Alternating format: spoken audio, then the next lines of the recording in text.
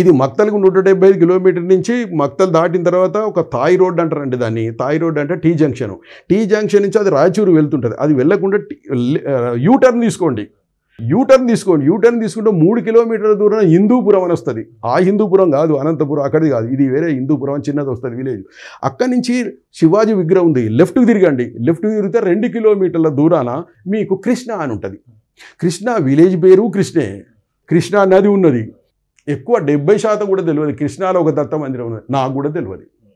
నాకెవరు చెప్పిండు అంటే కాంచీపురంలో మాతాజీ శ్రీ వల్లభానందమాయి శ్రీచక్ర దత్త, అది కూడా చెప్తాను ఇప్పుడు, శ్రీచక్ర దత్త పీఠాన్ని స్థాపించి వ్యవస్థాపకులు వారు చెప్పారు.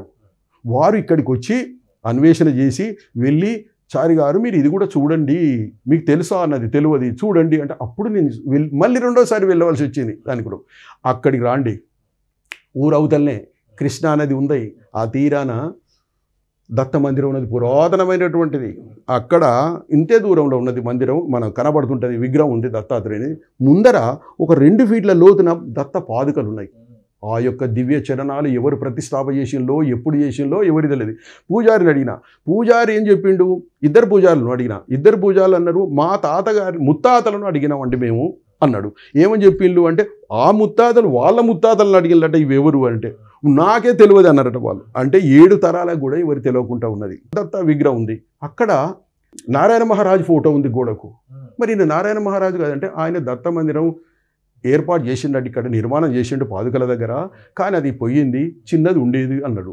మీ వల్లభానందమాయి ఏం చెప్పిందంటే వారి యొక్క మేనమామ గారు నరసింహరావు గారు, వారు లేబర్స్, ఆయన రైల్వే కాంట్రాక్టర్, కలర్స్ వేస్తారు చూడండి రైల్వే క్వార్టర్స్కు, వీటికి స్తంభాలకు వీటికి వాటికి కాంట్రాక్టరు.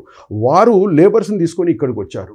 పని చేయిస్తుంటే వాళ్ళకు షెల్టర్ కొరకు రేకుల షెడ్లు వేసిండు. వాళ్ళు ఉండాలి కదా ఫస్ట్. వేస్తే తుఫాన్ రావడం కొట్టుకుపోయినాయి. అయ్యో మళ్ళీ పునర్నిర్మాణం చేశాను, మళ్ళీ సుడిగుండ రావడం మళ్ళీ పోవడం, ఇట్లా అవుతున్నదట. పని సాగుతలేదు, టైం అవుతున్నది, ఎట్లా అని చెప్పి మరి వారికి స్వప్న దర్శనమా లేకపోతే వారికి ఎవరైనా చెప్పిల్లో తెలియదు, కానీ వారు దత్తాత్రేయుని యొక్క విగ్రహం పెట్టండి అని చెప్పి వారికి సంకల్పం జరిగింది. ఆయన 1874-75 ప్రాంతాన ఈ యొక్క ఇప్పుడున్నట్టు ప్రస్తుతం కనిపించేటువంటి యొక్క దత్తాత్రేయుని ప్రతిష్టాపన చేసిండు. అప్పటి నుంచి ఈనాటి వరకు వారి పని అయిపోయింది. ఆ చేసిళ్ళు తర్వాత కాంట్రాక్ట్ పని పూర్తి చేసుకున్నాడు, లేబర్స్ వెళ్ళిపోయిండు. ఇప్పటి వరకు ఎలాంటి సుడిగుండాలు కానీ విపత్తులు కానీ జరగలేదు. అక్కడ కృష్ణానది కాబట్టి అంత బ్రాహ్మణులు ఉన్నారు. వాడంతా బ్రాహ్మణులే పోయేటప్పుడు ఊరి చివరి కనుక ఆ బ్రాహ్మణులంతా ఈ వీళ్ళు చనిపోతే పెడతారు చూడండి పితృవాకాల మా పిండ ప్రధానాలు ఇటువంటి అవన్నీ జరుగుతూ ఉన్నాయి అక్కడ. ఇప్పుడు కొంచెం విస్తృత పరిచయలు బాగా జరుగుతూ ఉన్నది అక్కడ. అది చూడండి, ఎందుకంటే పురాతనమైన దత్త మందిరం, దానికి ఒక విశిష్టత ఉన్నది. ఏం విశిష్టత? కేవలం రైల్వే కూలీలకు మాత్రమే ఏర్పడ్డటువంటి యొక్క దత్త మందిరం. అది లేబర్స్ కొరకు ఏర్పడ్డ దత్త మందిరం. అంటే దత్తుడు ఏ విధంగా రక్షిస్తాడు అందరినీ అని చెప్పి మనం అక్కడ వేరే చూసినాం. హజీపూర్లో ఏం చూసినాం, పంట పొలాలు పండిస్తున్నారు, వాళ్ళు దత్తుని మొక్కుతున్నారు.